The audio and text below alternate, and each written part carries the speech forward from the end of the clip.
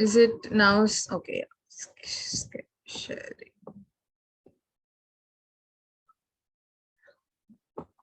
It's visible, ma'am. So we begin with high flow nasal therapy, oxygen therapy in pediatrics and children. And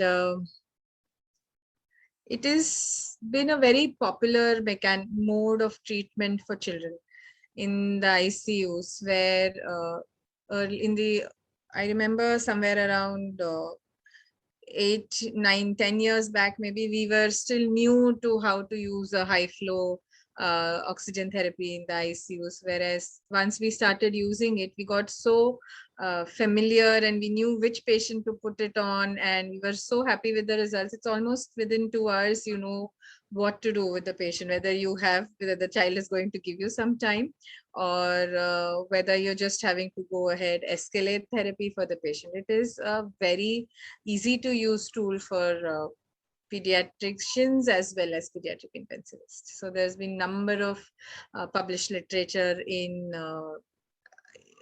about high flow in children, in neonates. It began in the neonates, and then it was studied in adults as well as in pediatrics. So basic components of high flow are, you have a blender which gives you the accurate FiO2 delivery for the patient, and you have a flow meter, which is a high flow meter.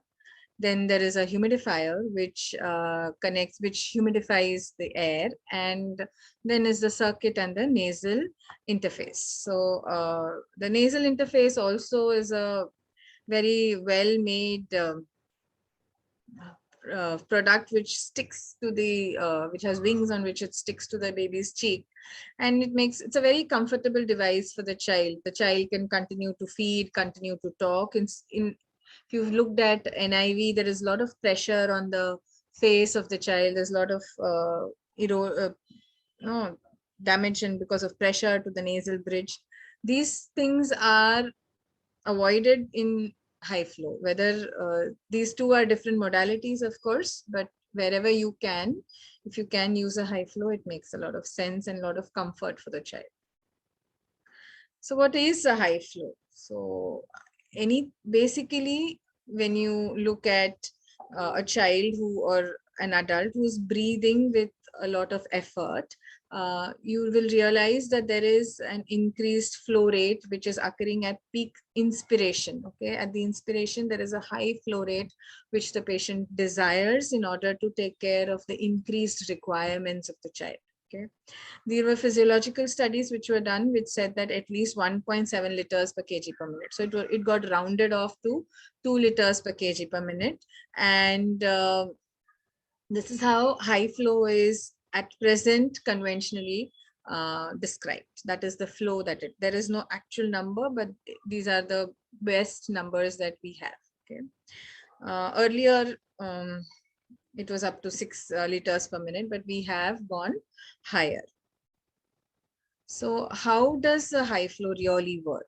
Okay, so high flow device generates a flow which then, if you look at this cartoon here, washes out and fills the anatomical dead space with a fresh flow of gas. This fresh flow of gas will have the amount of FiO2 that you want to give to your patient. So this decreases the inspiration of depleted oxygen deprived air from the dead space, and it improves your alveolar ventilation in process. You also have, because this is a well humidified servo controlled humidifier that you connect your patient to, you get good humidification, which is important for good ciliary clearance of mucosa and the function of the cilia in the respiratory epithelium. As I said, the system, if you have used these prongs before, you know that they're very comfortable and very soft and pliable for the babies. And even the spring-like wire thing which is attached to the patient interface is very pliable. It is not a very stiff thing which pokes, or it doesn't make it very uncomfortable for the patient. Okay. So this is how its main functions are. And what are the outcomes that you get? Okay, what are the outcomes that people have studied? It improves the breathing pattern. It decreases the respiratory work of breathing. Um, and it also causes a small stenting of the airways. Okay, there is no actual number that we can calculate on how much pressure the nasal high flow therapy can generate. There have been attempts to find out. I can't remember the number now, but it's not very high, not more than 4 centimeters of water pressure. It's not said to be more than that, is the amount of pressure which may be generated because of using a high flow device. So it does stent the airway and helps in keeping the airway open. It's much more useful when you have children with soft, pliable, uh, uh, you have laryngomalicias, you have tracheomalicias, and you have even some of the vocal cord palsies, which may benefit with little stenting of the upper airway. Okay. So how do you prescribe the high flow to your patient? You begin therapy. Traditionally, this is how it is used. It's 2 liters per kg for first 10 kgs, and then you can add a half a liter for anything above the 10 kgs. So you should actually be writing it out on your prescription sheet like this, and you should put a start time to it.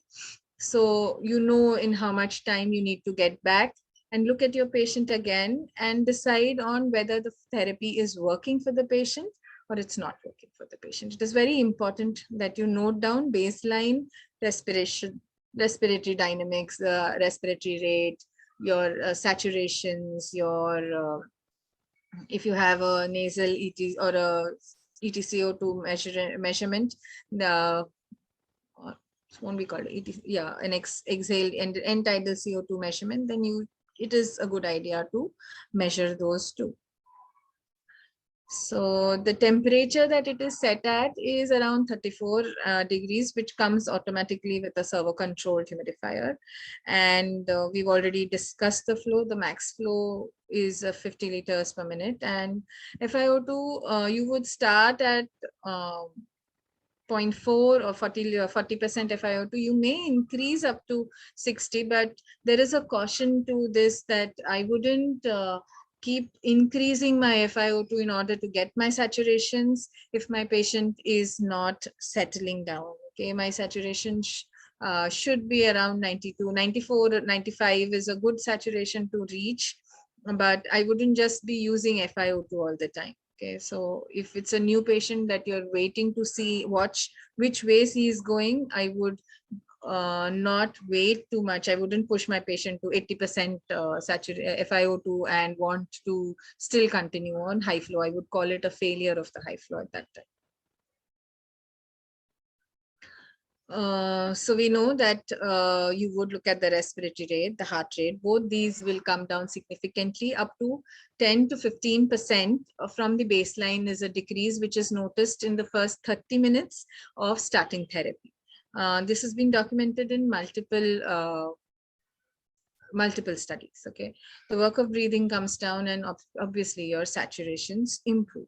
Now, what like I said before is watching carefully when you have that borderline patient who you're watching in your ICU. You have to train your juniors also to know where to say that the therapy is not working. So if you do not have any decrease in heart rate, if you do not have any improvement in saturation, if you're having to go up on your FiO2, if you do not have any decrease in respiratory rate or even the comfort that the patient is feeling, then you will consider you have to act. You have to have your plan B with you even when you use this therapy. So these are the different sizes which are available. So everybody from a premature baby to a big, large sized adult. These are my children. Okay, so I even know the numbers now because I know what I need to look for and what makes the babies comfortable. you can actually, though these are only the nasal interfaces which are displayed in this slide, there is a possibility of putting high flow to the tracheostomy. So I just have a patient just now who is on tracheostomy but is on connected to a high flow. So you just have to order a different connector to connect this to the high flow tubing. I'm sure they will show you the picture if you want. If anybody has a tracheostomized patient who needs high flow, you can talk to them. So there are multiple indications. Okay, initially it was just in prematures, then it was only bronchiolitis, but we have explored how and when to use it and tried our best to use it in maximal number of patients. One of the biggest advantages I feel is that it is a non-invasive therapy. So being a non-invasive therapy, it adds to a lot of comfort. It decreases if you can avoid intubation in a patient, you are saving your patient from multiple increased doses of sedation. You're saving your patient probably from a hospital acquired or a ventilator acquired pneumonia. So the advantages are manifold if you can actually give it a try in a patient. I'm not saying you would use it in a patient who is in cardiopulmonary arrest, who is in those kind of situations where he needs to be on the ventilator, but a patient who is still borderline, who may come off the high flow with optimized flow and oxygen, it is worth a try. So the common indications are asthma, cystic fibrosis, because cystic fibrosis, as you know, is such thickened secretions, and if in that patient you're giving him simple oxygen via the nasal prong, it is cold, it is dry, and the patient secretions just will not move. As it is, we are struggling to get rid of secretions and clogging in a patient of cystic fibrosis. Immunocompromised patients with respiratory failure, I don't want to intubate a patient who is an immunocompromised patient. I know I will give him something from my ICU and I will have to struggle with him further in a patient. So I don't want to do it. I would like to keep my patient off the venti as far as possible. Okay, we use it in patients who have and in a post-extubation respiratory support also. Okay, what you don't use it in is recent nasal surgeries, epistaxis, basilar skull fractures, and patients with low GCS. Okay. So bronchiolitis, popularly studied, lot of studies, many studies compared it with high flow versus standard oxygen in bronchiolitis, and there was no difference in duration of oxygen therapy in ICU, but there was a lower rate of treatment failure. Okay, so I have this in various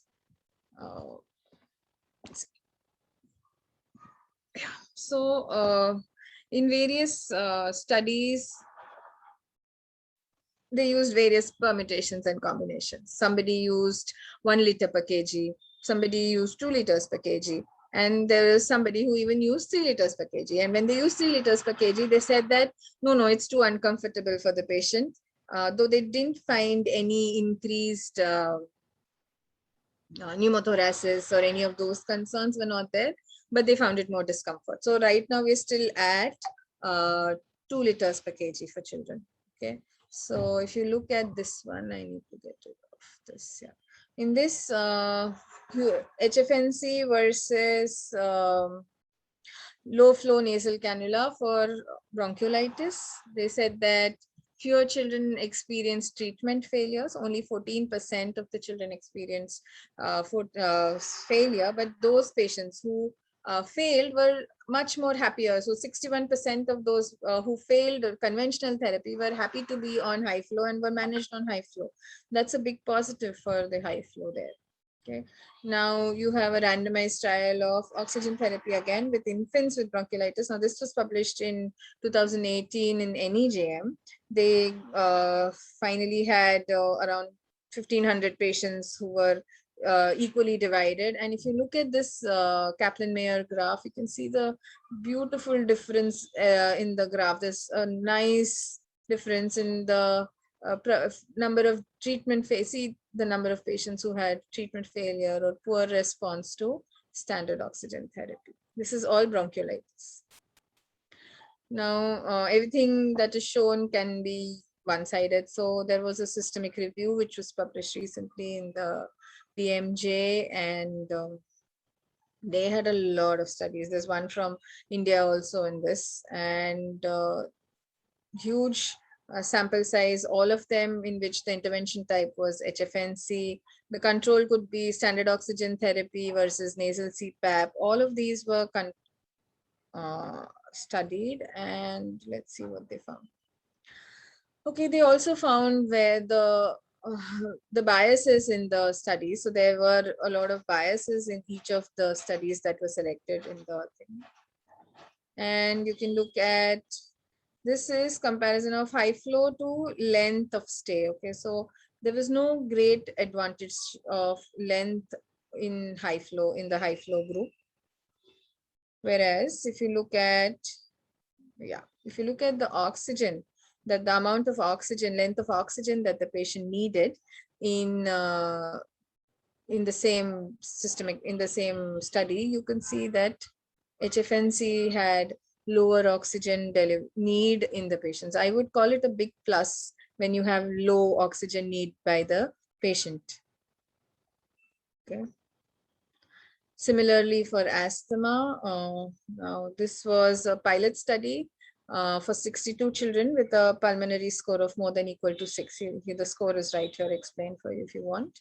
And after initial therapy of bronchodilator and steroids, they were randomized to high flow or standard oxygen therapy. And what did they find? They found that after 2 hours, the pulmonary score had decreased by more than 2 points in 53% of the patients, whereas in the HFNC group, whereas only in 28% of the patients in the standard oxygen flow group. So though this was a pilot study, we'll have to wait for a bigger study which comes from this group. Post-extubation, yes, you need some stenting of the airway, especially in a younger baby. And in this baby, because of keeping a tube in the vocal cord for a long time, there is glottic edema. Whether you like it or not, there is glottic edema. And like I said, the edema, the stenting of the airway, which can be created by the high flow, is very comforting, and you will have patients tiding over to, especially after cardiac surgery. It works beautifully. Okay, so this is a Turkish study which compared high flow in pediatric intensive care. So they started with a high flow of 1 liter per kg per minute with an FiO2 of 40%. And if there was no clinical improvement, they went up to 2 liters per kg per minute, or maximum 25 liters, and FiO2 target an SpO2 of 92%. And they said that it was better in the patients who were started on high flow had a higher SpO2 values, and their SF values. Therefore, their SF values were also better within 45 minutes. So this is how fast you can see your results in patients. This is post-extubation. Okay, and this is pediatric intensive care. It is not pediatric cardiac intensive. Okay, so now let's see outside the PICU. Okay, so will you use it outside the PICU? Yes, I will use it. I have been pushing for wards to have one machine at least in each ward, so that you do not waste time in stabilizing your patient. You're able to deliver the high flow to the patient when he needs it, instead of wait for him to worsen, increase your medication, increase your nebulization doses, and then treat your patient. So various studies here which said that you may actually decrease the need for ICU transfer, you may decrease the need for intubation, and I'm sure this is a big positive. Is it economical? Really? Okay. So a child with a neuromuscular condition, where we know if we put the patient on ventilator, it is extremely difficult to get the child off the ventilator. The child becomes ventilator dependent. So if I can keep the patient outside the ICU, where the costs of ICU care are so much more higher, why will I not use it? I don't want patients to be in the ICU. I want to just take care of them and then push them out, and then take care of the next set. I don't want patients stuck in ICU. So it is a great device. It helps me decrease my PICU. It helps me improve my PICU turnover. So it is economical both for the doctor and the patient. So COVID-19, okay, just a quick word on COVID-19. Which are the patients who need inpatient care, because we will be probably facing the COVID-19 one more spectrum now, and they say the children will be more affected. So with moderate to severe illnesses, we will be needing inpatient care, okay? Moderate illness is a pneumonia. A pneumonia, again, will be benefited by a high flow device. Now, I remember when the beginning of the COVID epidemic, when pandemic, they said that there is a lot of aerosolization from NIV. Don't use NIV. There is a lot of similarly, there is a lot of aerosolization from high flow, but they have come back to not just the aerosolization, but also the treatment therapy. Putting a patient on ventilator, I'm sure you've read so many other articles that you've put a patient on ventilator in a COVID patient and he actually does worse. Okay, so we have seen those. We've tried our best to not intubate. So any patient who is ARDS, who has SpO2 less than 90, this pneumonia is somewhere around 92 or 94, and severe ARDS is anybody less than 90. So these are your patient population that you're looking at. So now this is an adult study using high heated HFNT in COVID-19. It's a retrospective study which was done in 4 months in the early 2020. They just retrieved the electronic data that they had generated. Out of 193 patients, 21% of the patients, that's 41, received high flow. And of these, the 70, that's out of the total, 76.5 are less likely to receive mechanical ventilation. So wasn't that a fabulous job they did? Just by using high flow cannula there, they could prevent mechanical ventilation in a COVID-19. I don't know, I'm sure all of you have seen what COVID-19 has been. You know how doctors are afraid to put patients on the ventilator. It is chaotic inside the ICU in a COVID ICU. So I would be really happy to do this to any person who has a COVID-19 and who needs who can be managed with a high flow. I will be using a high flow. So this is data which I recently did for a COVID presentation, but it was talking more on awake proning in COVID-19. Proning is a big yes in COVID-19. Please start practicing prone sleeping, prone lying down, because sometimes patients feel uncomfortable. So if it's a practiced maneuver already, even you're in health, then in your sickness, you may be benefited by learning to be in prone. So these are all patients who are adult patients who are on triple HFNT, who were randomized to proning and non-proning. And obviously the proning groups did better, but they all were on HFNT. I'm sure you can imagine putting a big NIV mask on this patient and making the patient go prone and then go lateral. It is so uncomfortable. Half the time the mask would be moving here and there and your seal would be lost.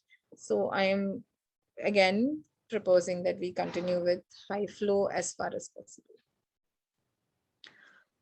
These are premature infants, and there are multiple studies which are done in young babies less than 32 weeks, and compared with nasal CPAP, there was no significant difference in rate of extubation failure, but less nasal trauma. And especially for that premature baby, the lesser the nasal trauma, the nose is after when the baby is given to the mother is such a big relief. So those are the only things that I have to share here on this presentation. If there are any questions, I'm okay to take them. I'm going to stop sharing now. Thank you, ma'am. Thank you very much. There are some questions in our chat box. Okay, can I read them? There are two. Yes, yes.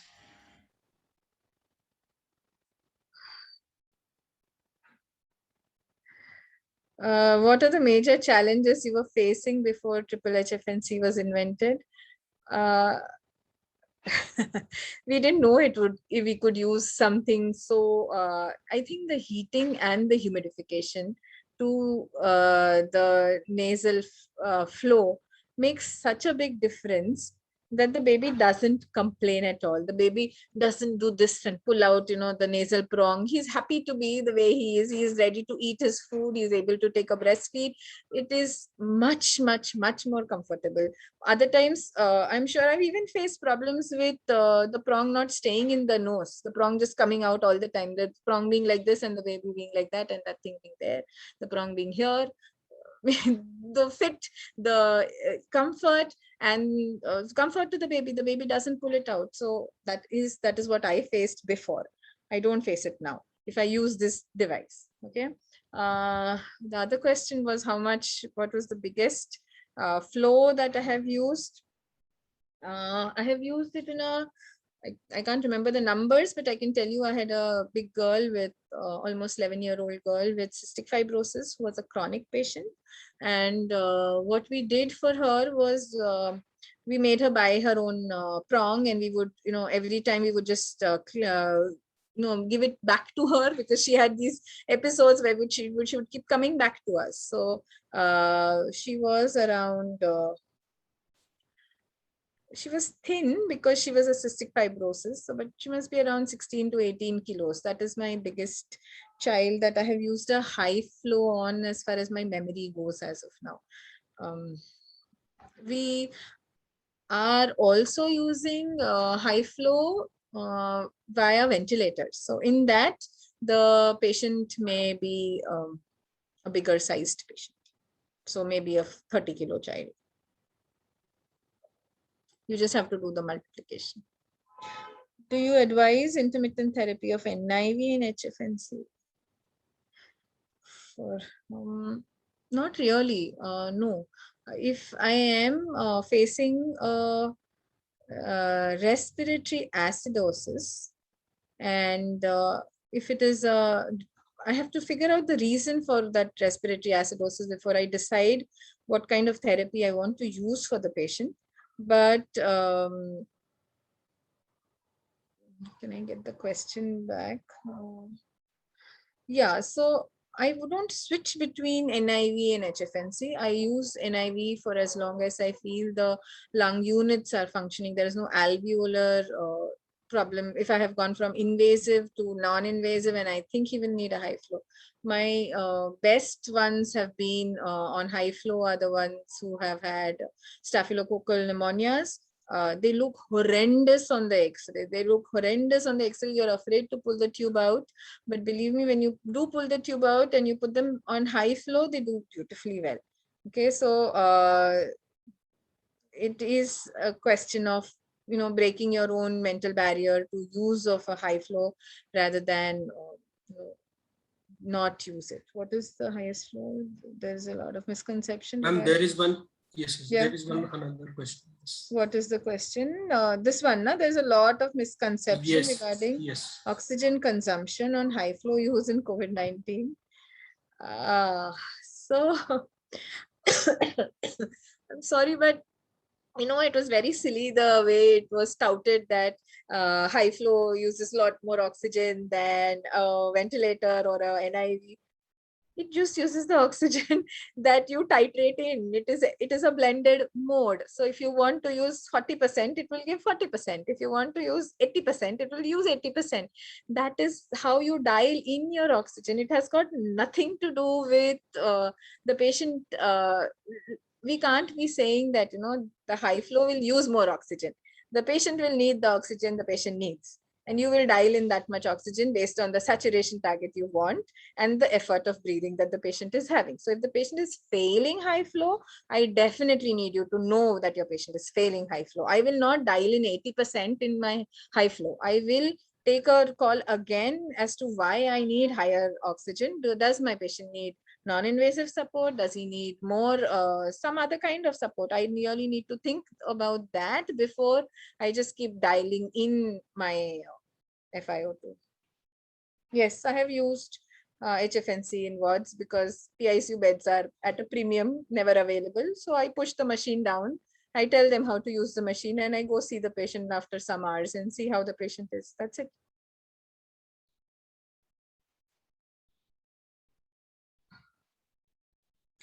Are there any quick deciding guidelines when to start HFNC?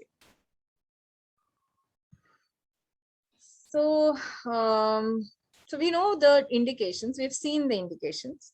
I will obviously be trying HFNC for all the indications that we discussed just now. So, quick deciding guideline means you want me to give age-wise cutoffs for severe respiratory distress. I may not use it. I will still keep it for mild to moderate, and the moderate should go to mild in the next 2 hours, or should show signs of settling in, should not show signs of the CO2 rising or child becoming drowsy. The child becoming drowsy at any point is a big no-no. Okay, so then you shift and then you don't push your patient too much. We did discuss HFNC in CF and post cardiac surgery. What any other remarks you were looking for? Yes, I will use it in cystic fibrosis because cystic fibrosis has very thick mucus plugging. They cannot mobilize. Plain non-humidified oxygen is a very bad mode of delivering oxygen to a patient who is a cystic fibrosis. So it is beautiful to use a triple HFNC on this patient. Post cardiac surgery, yes, you'll use it for titrating your, sorry.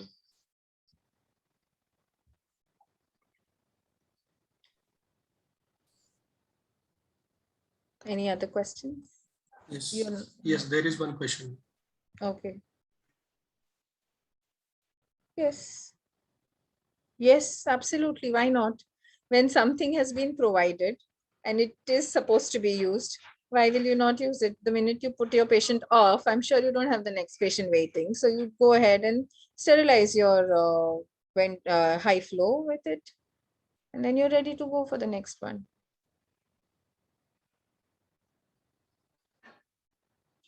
I want you to show us those two pictures on how to connect if you have the tracheostomy connector picture, yes, and also the nebulization on high flow, the connector, the other device.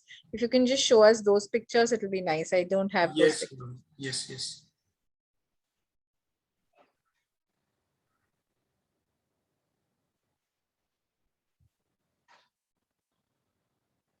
Is it visible? Yes, it is. Yeah, we have this one on the child and the child is so happy to be on it. He was otherwise, see, when you give, if you have a tracheostomy and you put a thermovent, I'm sure everybody is aware of what a thermovent looks like. And the thermovent is connected to wall oxygen. It is again giving very cold air and not humidified air. So the child ends up coughing a lot. If you can imagine cold dry air going into if you go jogging in the morning on a December morning, then you know your nose will get blocked because you will run and you will inhale a lot of air and which will be cold and your sinuses will clog and you'll come back home with a headache. So that is what will be happening probably to all the other children in the ones where we are using these non-heated, non-humidified oxygen.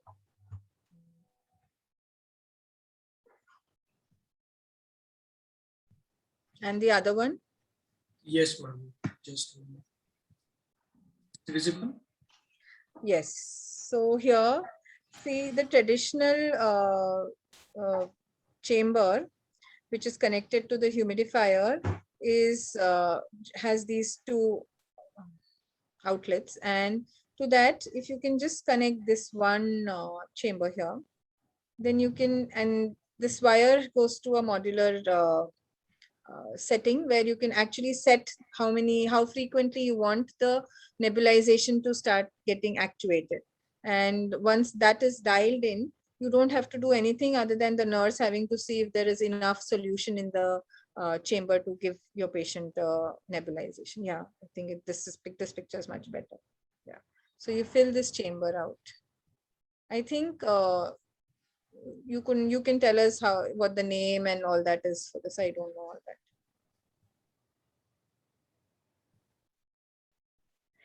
Yes, Rajeshri, thank you so much.